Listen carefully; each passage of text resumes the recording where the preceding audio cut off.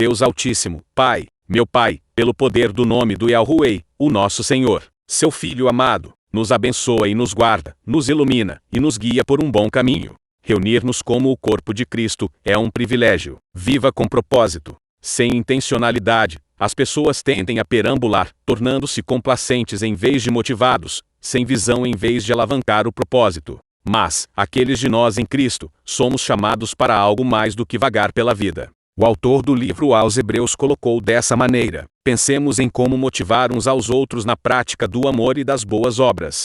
E não deixemos de nos reunir, como fazem alguns, mas encorajemo-nos mutuamente, sobretudo agora que o dia está próximo. Hebreus 10 versos 24 ao 25. No início do capítulo, nos dizem que o antigo sistema de sacrifícios não conseguia ser suficiente. Mas Jesus, o último sacrifício, abriu espaço de uma vez por todas. Agora temos acesso à presença, provisão e poder de Deus para sempre. E assim o autor encoraja o leitor a inspirar seus companheiros cristãos. Vamos destrinchar o que eles dizem. Pensemos em como motivar uns aos outros na prática do amor e das boas obras. É fácil cair em rotinas e padrões que, no final do dia, não têm valor eterno. É fácil ficar entorpecido, ocioso e indiferente. Mas esse não é o caminho de Jesus. Usemos a nossa engenhosidade dada por Deus para apontar um ao outro de volta para Ele. Estejamos expectantes pelas oportunidades, e mesmo interrupções, que Ele coloca em nosso caminho. E não deixemos de nos reunir, como fazem alguns. Reunir-nos como o corpo de Cristo é um privilégio, que nem todos ao redor do mundo podem fazer em segurança. Não deveríamos ter a comunidade como algo garantido. A vida não é apenas sobre o que precisamos, mas também sobre estar lá um para o outro, para atender às necessidades práticas, ajudar uns aos outros a crescer, recebendo alimento espiritual e alimento físico, conviver coletivamente a presença de Deus. Nas igrejas atuais, as pessoas dão as ofertas e dízimos. O dinheiro arrecadado das ofertas e dízimos fica só com os líderes, e o povo fica cada vez mais na miséria. Isso está errado. A Bíblia fala que as pessoas que fazem isso vão ser destruídos porque essas pessoas e os líderes têm prazer no pecado. Veja em 2 Tessalonicenses 2 versos 9 a 12. O perverso chegará com o poder de Satanás, e fará todo tipo de falsos milagres e maravilhas, e enganará com todo tipo de maldade os que vão ser destruídos. Eles vão ser destruídos porque não aceitaram nem amaram a verdade que os poderia salvar. Por isso Deus envia o poder do erro para agir neles, a fim de que acreditem naquilo que é falso. O resultado disso é que serão condenados todos os que não creem na verdade, mas têm prazer no pecado. Na reunião o certo é fazer isso. O montante do dinheiro arrecadado tem que ser dividido pela quantidade de pessoas que estão no local, e devolver para cada um o valor da divisão. As pessoas que ofertam valor maior do que as outras por terem mais recursos financeiros, irão sair com o mesmo valor daquele que ofertou um valor pequeno, por não terem uma boa estabilidade financeira. Veja em 2 Coríntios capítulo 8 verso 15. Ao que muito pegou, nada sobrou. Ao que pouco pegou, nada faltou. Esse versículo tem o seguinte significado: a pessoa que ganha muito não teve sobra, porque o que estava sobrando, ele deu para aquele que estava faltando pelo motivo de ganhar um salário miserável. E a pessoa que ganha pouco recebeu ajuda daquele que ganha muito, e assim essa pessoa não passa por necessidades.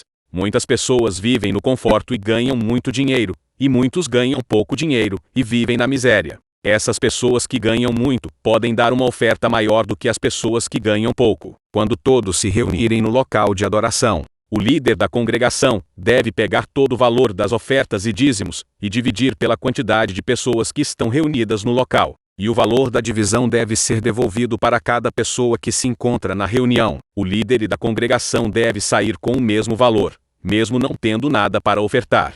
É aqui que encaixa 1 Timóteo, capítulo 5, verso 18. Pois as Escrituras Sagradas dizem: não amarre a boca do boi quando ele estiver pisando o trigo. E dizem ainda: o trabalhador merece o seu salário. Assim, será suprida a necessidade dos necessitados. As pessoas vão repartir o seu muito com quem ganha pouco. Ninguém vai ajuntar riquezas só para si mesmo. Os bens nunca ficavam com os discípulos. Em todos os locais em que os discípulos se reuniam, era para acabar com a desigualdade. As reuniões sempre foi para destruir a autossuficiência. Para os judeus, o templo era o lugar privilegiado de encontro com Deus. Aí se colocavam as ofertas e sacrifícios levados pelos judeus do mundo inteiro, e formavam verdadeiro tesouro, administrado pelos sacerdotes. A casa de oração se tornara lugar de comércio e poder, disfarçados em culto piedoso, expulsando os comerciantes em Mateus 21 versos 12 ao 17, Marcos 11 versos 15 ao 19, Lucas 19 versos 45 ao 48 e João 2 versos 13 ao 22.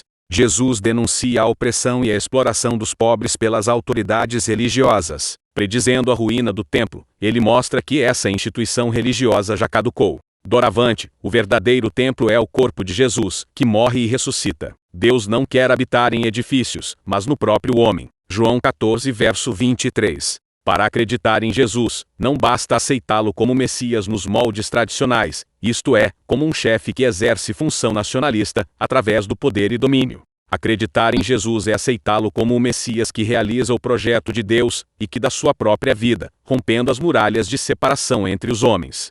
Jesus rejeita qualquer adesão que instrumentalize a sua ação, em favor de interesses de grupo. Eu termino com essas palavras do apóstolo Paulo em Atos dos Apóstolos, 20 versos 32 ao 35. E agora eu os entrego aos cuidados de Deus, e da palavra da sua graça, pois ele pode ajudá-los a progredir espiritualmente, e pode dar-lhes as bênçãos, que guarda para todo o seu povo. Não cobicei nem a prata, nem o ouro, nem as roupas de ninguém. Pelo contrário, vocês sabem que eu trabalhei com as minhas próprias mãos, e consegui tudo o que eu e os meus companheiros de trabalho precisávamos. Em tudo tenho mostrado a vocês que é trabalhando assim que podemos ajudar os necessitados. Lembrem das palavras do Senhor Jesus: é mais feliz quem dá do que quem recebe. Deus Altíssimo, no poder do nome do nosso Senhor, nos abençoa e nos guarda, nos ilumina e nos guia por um bom caminho. Pai, que o seu nome seja reconhecido como santo. Venha o seu reino. Dá-nos cada dia o alimento que precisamos. Perdoa-nos os nossos pecados, assim como perdoamos aos que nos têm ofendido. E não nos deixe cair em tentação. Amém. Aqui é um lugar seguro. Convide o Senhor para esse momento de oração, e peça que ele silencie quaisquer distrações. Deixe que as dicas a seguir ajudem você a começar uma conversa contínua com Deus. O Filho irradia a glória de Deus, expressa de forma exata quem Deus é e, com sua palavra poderosa, sustenta todas as coisas, depois de nos purificar de nossos pecados. Sentou-se no lugar de honra à direita do Deus majestoso no céu. Fui jovem e agora sou velho, mas nunca vi o justo ser abandonado nem seus filhos mendigarem pão. Senhor, guia-me por um bom caminho, dai-me sabedoria e conhecimento. Senhor, por favor, ajude-me a entender qual é a sua vontade. Não quero viver minha vida sem saber quem tu és ou o que te agrada. Por favor, fortaleça minha fé, e me aproxime de ti, em nome de Jesus. Amém. Ainda há algo que você precise processar? Fique à vontade para revisitar esse momento de oração sempre que precisar, e peça que o Senhor se revele a você durante o seu dia.